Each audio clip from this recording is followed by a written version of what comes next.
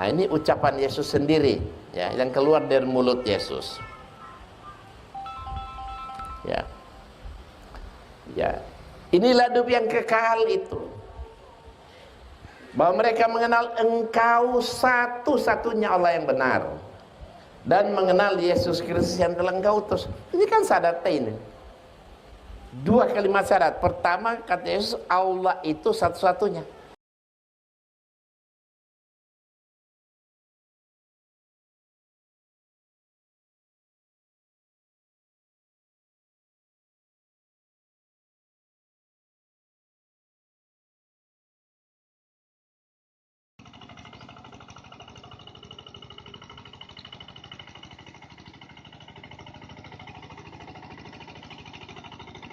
Saya baca dalam Alkitab, ternyata Yesus mengajarkan dua kalimat syahadat. Sangat jelas, tapi mereka tidak amalkan. Nah, kita lihat bunyinya. Nah, ini ucapan Yesus sendiri, ya, yang keluar dari mulut Yesus. Ya, ya. Inilah hidup yang kekal itu, bahwa mereka mengenal Engkau satu-satunya Allah yang benar, dan mengenal Yesus Kristus yang telah Engkau utus. Ini kan syahadatain. Dua kalimat syahadat. Pertama, kata Yesus, Allah itu satu-satunya, dan dia diutus kan. Asyhadu alla ilaha illallah wa asyhadu anna Isa Rasulullah. Kira-kira gitu. Kalau orang Kristen amalkan dua kalimat syahadat yang Yesus ajarkan ini, saya yakin beda Islam dan Kristen itu tipis. Yang jadi jurang pemisah antara kita dan mereka, karena mereka menjadikan Yesus itu Tuhan. Boro-boro bikin Allah satu-satunya, malah dibikin Tuhan Bapa, Tuhan Anak, Tuhan Roh Kudus, ya dah, dibikin Trinitas. Makanya Quran mencap mereka kafir. Laqad kafara alladzina qalu innallaha wal masih ibnu Maryam.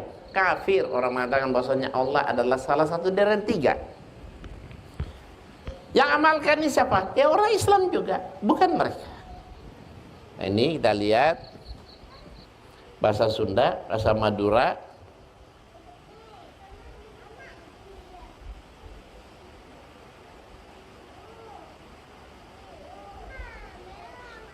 Dan bahasa Jawa.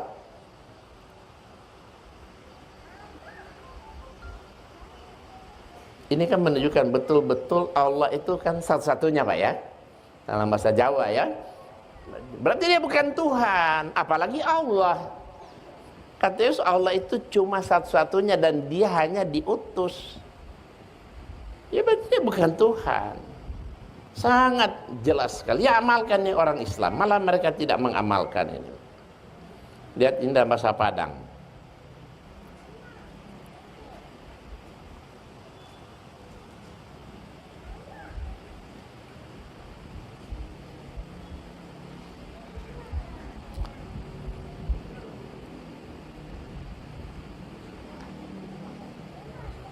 Ini dalam bahasa Inggris, ya. Sama juga artinya semua.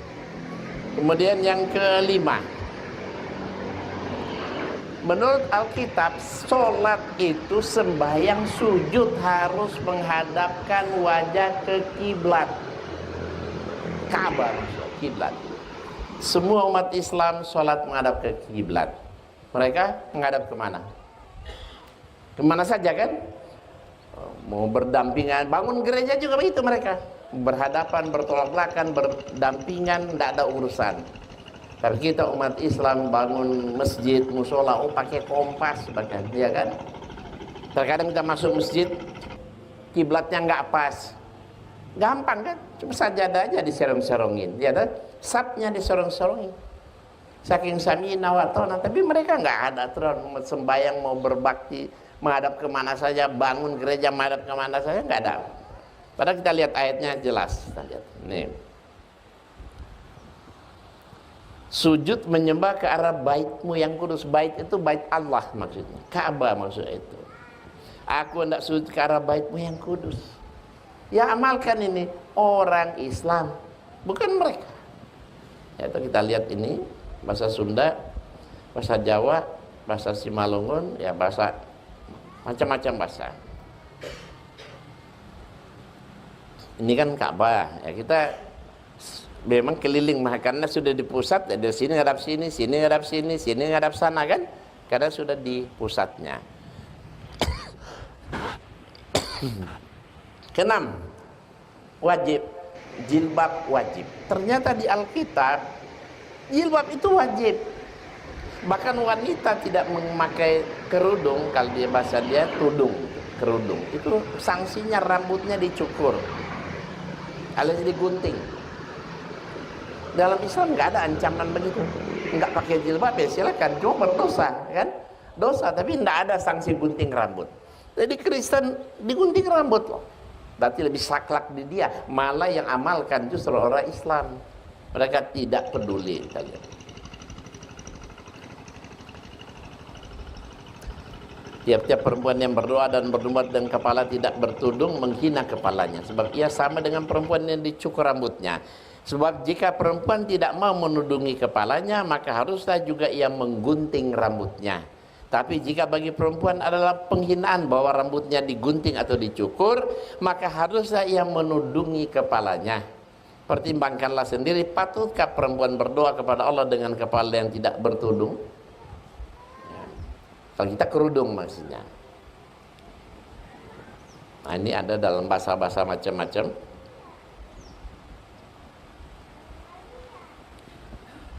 Nah, kita lihat ini. Ini Katolik ini. Ya. Walaupun tidak sempurna, tapi mereka nutup aurat ini. Dia pakai, iya kan? Bajunya panjang, tapi celana pakai baju di atas lutut aja kan? Tapi pakai tutup kepala. Ini namanya biarawati. Mereka tidak boleh nikah. Nah, mereka nutup aurat. Ini membuktikan menutupi aurat itu ya berarti menjaga kesucian diri mereka. Ini biarawati ini walaupun dia Kristen, kalau dia lewat depan kita orang nggak mau ganggu. Atau itu perempuan yang suci bagi di Kristen kan, yang memelihara kehormatan dirinya. Lihat ini Maria, Yesus, ya kan? Walaupun cuma gambar, ya tapi semua menutup aurat.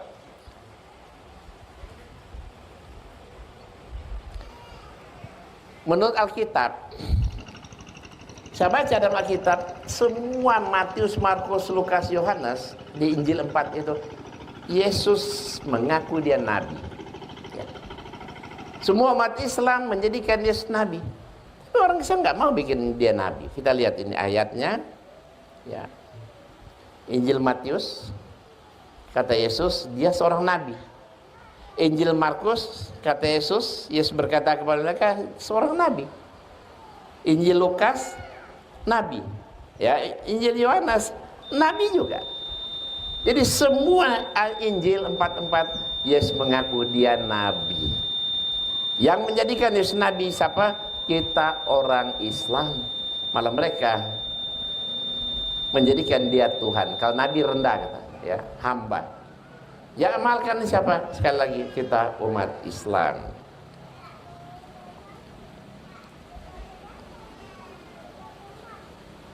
Ini ayat-ayat Quran menunjukkan Yesus nabi.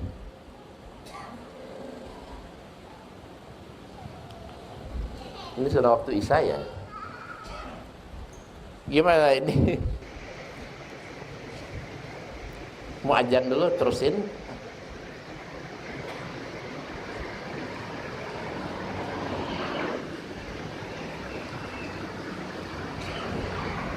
Gimana?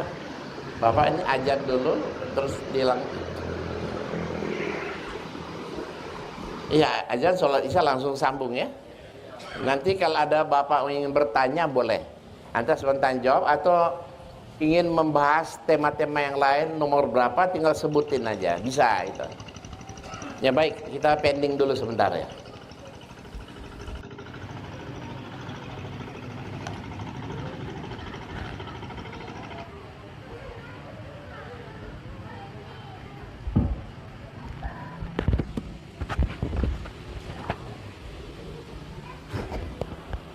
Ya.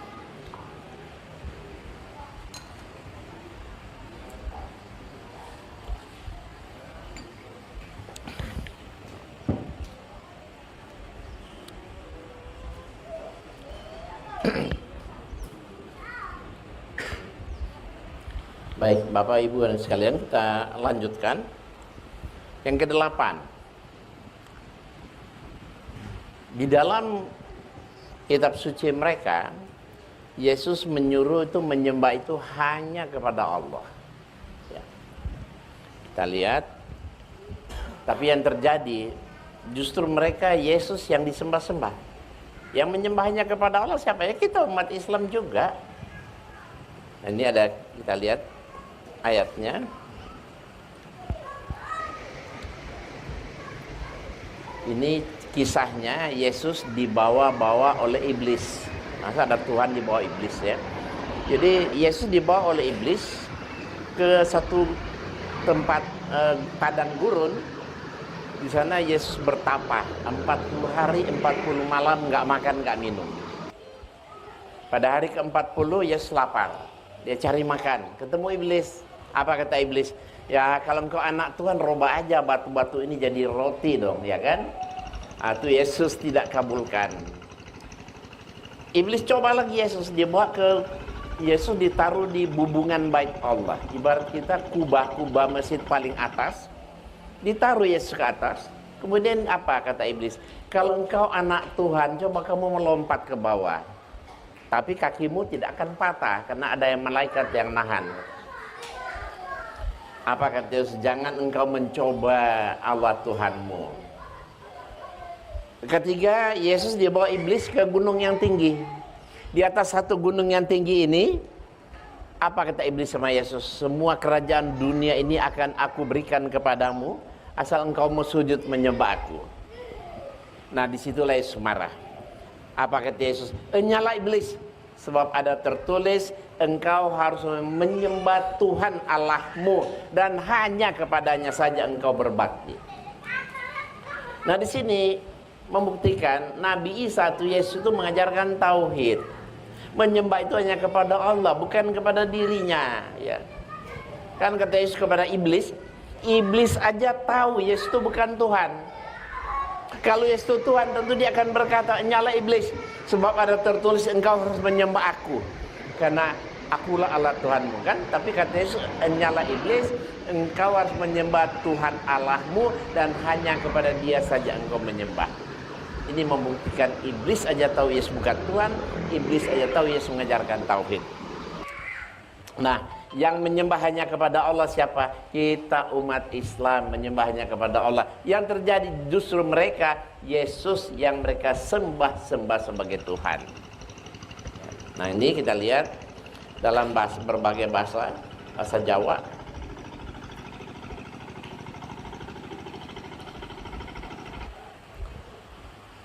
Ya benar ya, Yesus menyuruh menyembah hanya kepada Allah. Iblis aja diusir bahwa menyembah itu hanya kepada Allah, bukan kepada dirinya.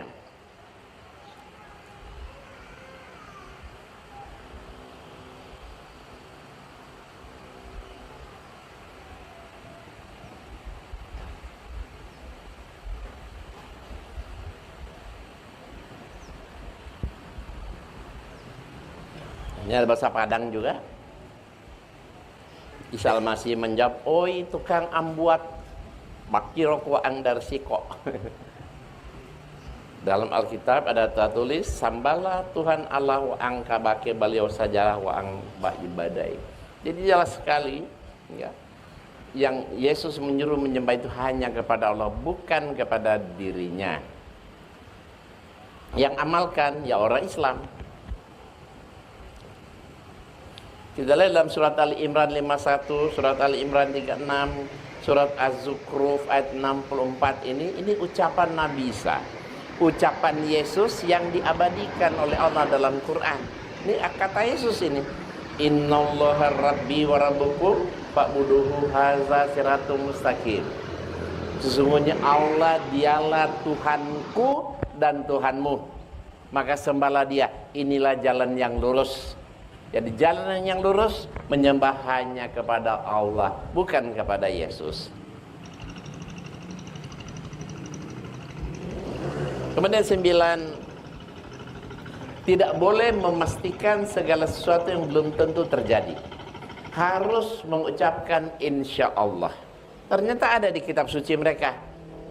sombong, takabur, degil, berdosa apabila memastikan sesuatu yang belum tentu terjadi. Tapi orang Kristen jangan insya Allah dong, yang pasti-pasti kan.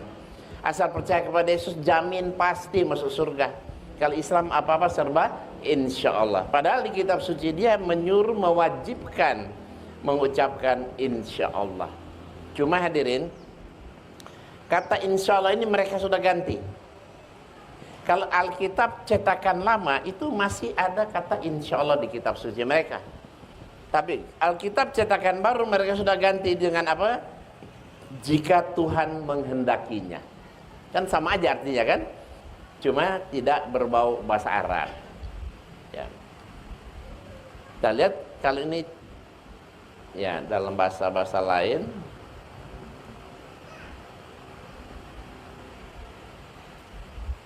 Nah ini Alkitab cetakan tahun lama, baru, jika Tuhan menghendakinya. Alkitab cetakan lama, lihat masih ada kata insya Allah, masih ada. Bahkan assalamualaikum masih ada di Alkitab cetakan-cetakan tua ya, untuk mengucapkan assalamualaikum. Tapi sekarang nggak ada lagi itu, dihapus sama mereka karena itu berbau Islam. Dan yang ini masih ada lagi ya, insya Allah. Dalam Al-Quran ya, kata insya Allah ini banyak sekali tertulis di Al-Quran.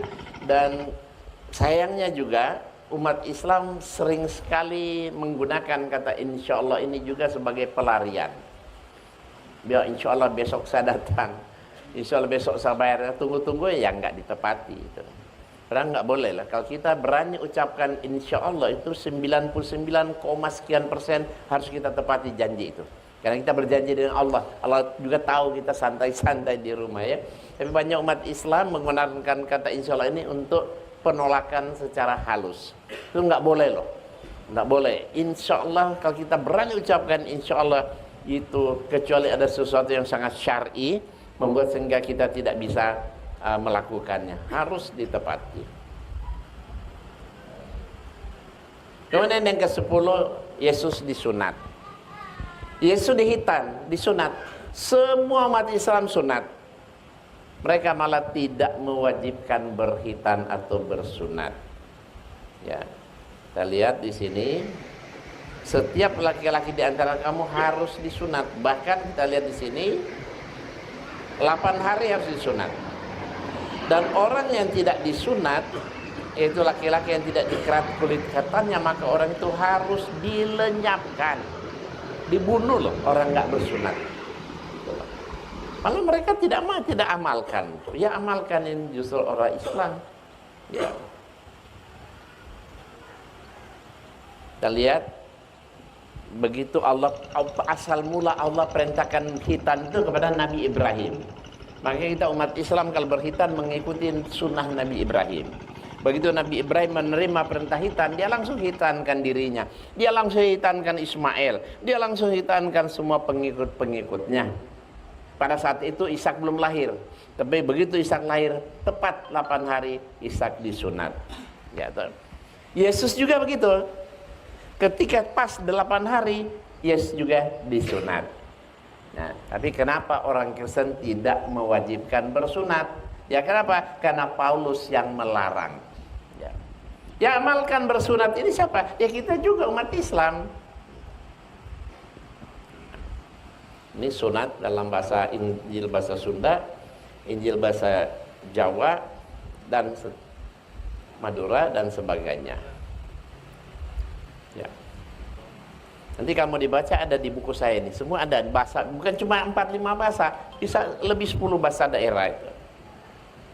Sengaja saya tulis dalam berbagai bahasa daerah agar supaya kalau kita ketemu suku bangsa itu, ya kita pakai bahasa dia lah gitu. Ini bahasa Padang.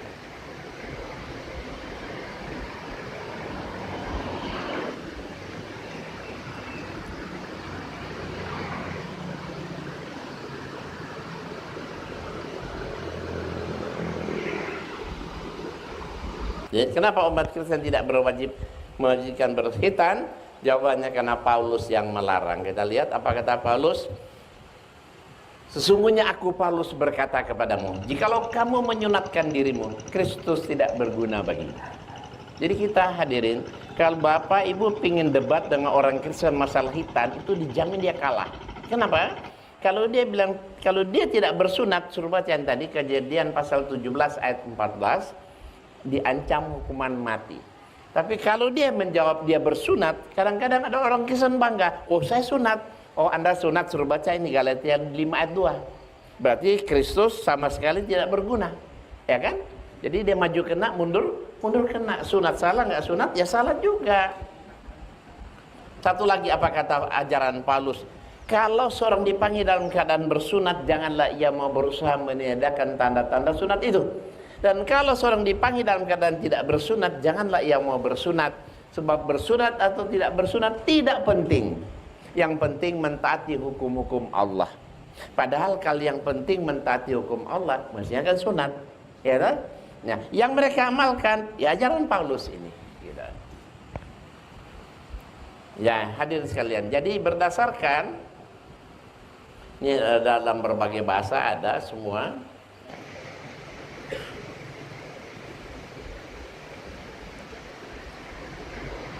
Jadi berdasarkan 10 alasan itu, akhirnya saya ambil kesimpulan mendingan saya masuk Islam. Kalau saya tidak masuk Islam, berarti saya menjadi pengkhianat Yesus, gitu kan? Nah, karena ternyata semua secara tidak langsung umat Islam yang mengamalkan. Karena ajaran Rasulullah SAW itu tidak mungkin bertentangan dengan ajaran Nabi Isa. Karena Rasulullah itu hanya meneruskan kan risalah Nabi Isa.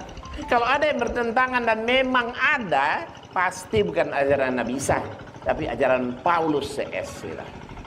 Jadi kenyataan ternyata orang Islam inilah sebenarnya pengikut Nabi Isa, pengikut Yesus yang sesungguhnya, dalam arti Nabi Isa, gitu kan. Jadi orang Islam tidak pantas sebut pengikut Yesus. Kenapa? Karena mereka itu pembangkang Yesus. Karena agama Kristen ini muncul jauh setelah Yesus mati, baru ada agama bernama Kristen. Yang kasih nama tuh Paulus, bukan Yesus. Yesus seumur hidup tidak pernah sekalipun beragama Kristen. Makanya kita baca Quran sampai hatam, tidak pernah kita jumpai ada satu kata Kristen. Ada Nasoro. Kenapa Nasoro? Karena Yesus berasal dari satu kota kecil namanya Nazaret. Pengikut Nabi Isa disebut orang-orang Nasoro, bukan agama Nasoro, tapi orang-orang Nasoro. Kita aja orang Indonesia bilang Nasrani, ya kan? Jadi Nasrani dan Kristen tidak sama. Cuma mereka suka menyamakan. Banyak orang anggap sama, padahal tidak. Nasoro itu pengikut Nabi Isa yang masih tauhid. Kristen pengikut Paulus yang trinitas, yang Tuhannya ada 3 oknum. Jadi mustahil Yesus beragama Kristen, tidak mungkin. Tidak mungkin Yesus beragama Kristen. Kalau dia beragama Kristen berarti dia mengajarkan dirinya Tuhan, ya kan? Tidak mungkin. Semua nabi agama Islam karena bahkan mengajarkan tauhid. Jadi kalau ada agama nabinya diangkat jadi Tuhan, pasti agama itu sesat. Tapi atau ada nabi mengaku dirinya Tuhan, pasti nabi itu nabi palsu. Tapi ingat, Nabi Isa alaihissalam atau Yesus bukan nabi palsu. Dia nabi benaran. Bahkan salah seorang nabi yang sangat kita muliakan. Yang tersesat orang-orang yang menuhankan beliau, ya kan? Mereka yang menuhankan beliau, itulah yang tersesat. Nah, oleh karena itu ya tugas kita, bagaimana kita mendakwakan Islam ini kepada mereka, agar supaya mereka juga bisa merasakan nikmatnya berislam sebagai satu agama yang rahmatan lil alamin, bisa menyelamatkan mereka dunia dan akhirat. Jadi Kristen itu agama besar. Kristen itu agama besar, resmi, diakui oleh dunia. Tapi sayang dia tidak diakui oleh Allah Subhanahu wa taala. Karena ini Kristennya agama buatan manusia. Bukan berasal dari Allah, tapi berasal dari manusia. Paulus bukan juga berasal dari Yesus. No, Islam mau diakui mau atau tidak diakui, Islam tetap agama yang benar dan diridhoi oleh Allah Subhanahu wa taala. Ya kan? Enggak peduli mau akui atau tidak, yang penting Islam agama yang benar dan diridhoi. Innad dina indallahil Islam. Jadi Bapak Ibu dan sekalian, ya inilah yang saya sampaikan kepada saudara-saudara kita yang beragama Kristen. Saya sering membuktikan kepada mereka, kalau ingin menjadi pengikut Yesus cuma satu, masuk Islam. Dan alhamdulillah, ribuan, saya selama masuk Islam udah ribuan orang Kristen saya Islamkan.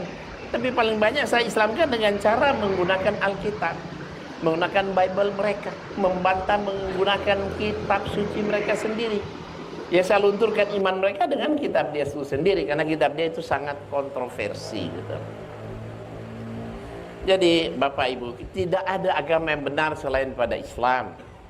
Kalau ada agama yang benar selain Islam, pasti saya tidak mungkin masuk Islam. Untuk apa saya masuk Islam? Kalau semua agama benar, secara duniawi enakan beragama Kristen daripada Islam. Masuk Islam hitung-hitung lebih ribet, lebih repot. Sehari sholat 5 kali loh. Seminggu 5 kali 7, 35 kali.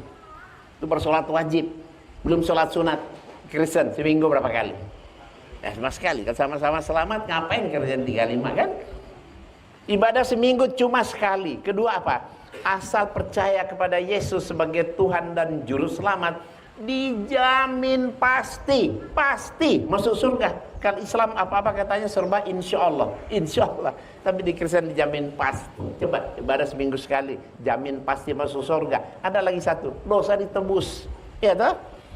Luar biasa, iming-iming ini amat sangat menggiurkan. Maka berbahaya bagi orang Islam awam, berbahaya bagi anak-anak muda. Mereka bisa melakukan apa saja, toh ujung-ujung nanti kan masuk surga. Maka saya bilang, kalau ada agama yang benar selain dari Islam, pasti kita akan cenderung memilih mana agama paling mudah diamalkan. Kita cenderung akan memilih agama paling ringan resikonya kan. Agama paling mudah diamalkan, paling ringan resikonya, ya agama Kristen. Tapi kenapa kita tidak mau? Tapi tidak mau mengikutinya karena nggak logik, nggak rasional. Masa kita enak-enak berbuat dosa, semua manusia kok berbuat dosa, semua suruh Yesus yang pikul. Kasihan Yesus. Jadi itulah bagaimana kita meyakinkan kepada semua manusia, kalau ingin selamat cuma satu, masuk Islam. Karena Islam adalah agama yang benar. Islam bukan agama paling benar. Jangan mengatakan Islam agama paling benar, tapi Bapak cukup mengatakan Islam agama yang benar. Kalau kita mengatakan Islam agama paling benar, berarti secara tidak langsung kita telah mengakui ada agama-agama lain yang benar selain pada Islam. Hanya tingkatnya sedikit berbeda-beda. Ibarat kalau bahasa Inggris ada degrees of comparison, perbandingan. Good, better, best, ya kan? Bagus, lebih bagus, paling bagus.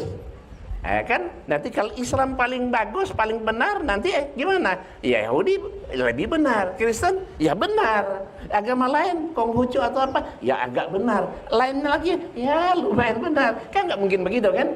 Jadi Islam agama yang benar, titik. Selain Islam tidak benar, selesai.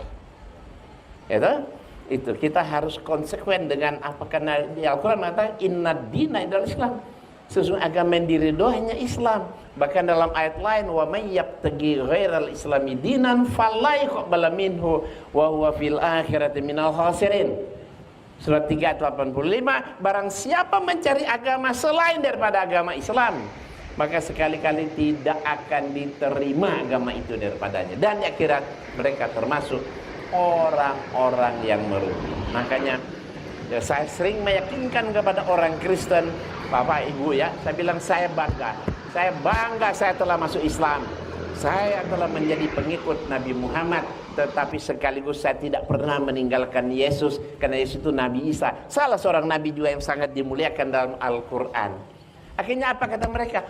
Oh ternyata Bapak tidak meninggalkan Yesus ya. Enggak boleh, orang Islam kan tidak beriman kepada semua Nabi, termasuk Nabi satu Yesus, enggak sempurna keislamannya.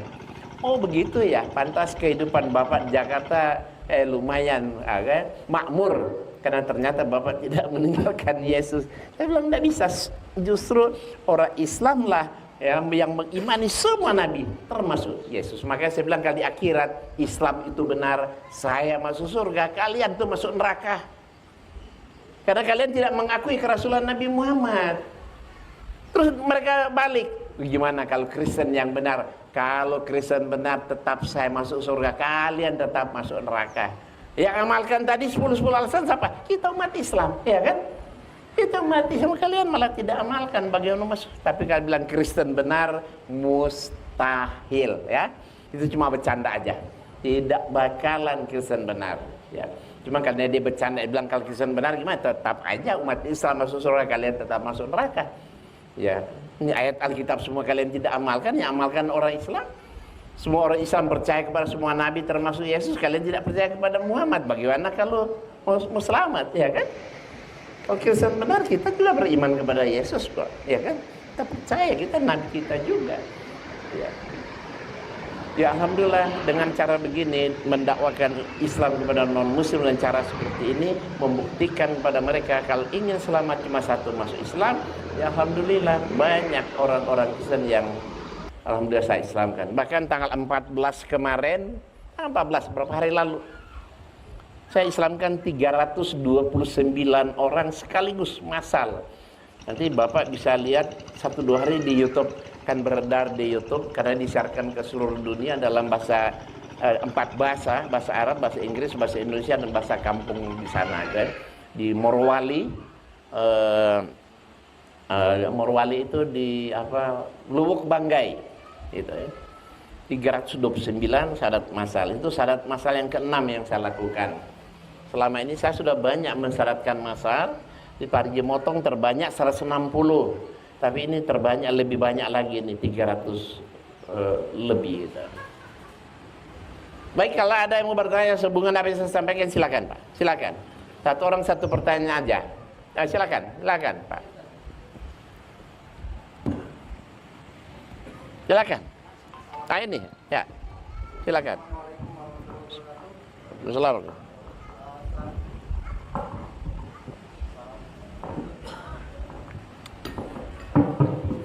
Assalamualaikum warahmatullahi wabarakatuh. Waalaikumsalam warahmatullahi.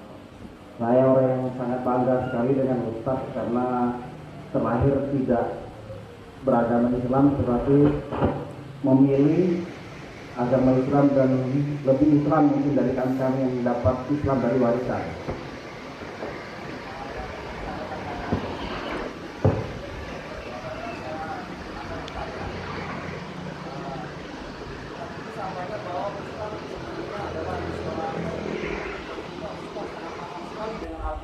Iya.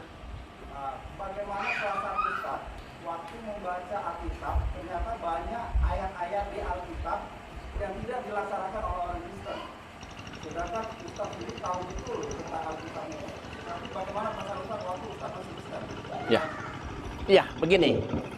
Di dalam Kristen itu tidak seperti ini ya. Tidak boleh ada tanya jawab. Nggak boleh bertanya. Kalau pastor atau pendeta berceramah seperti gini, nggak boleh bertanya. Cukup terima dengan iman walaupun nggak logik, nggak rasional, nggak masuk akal.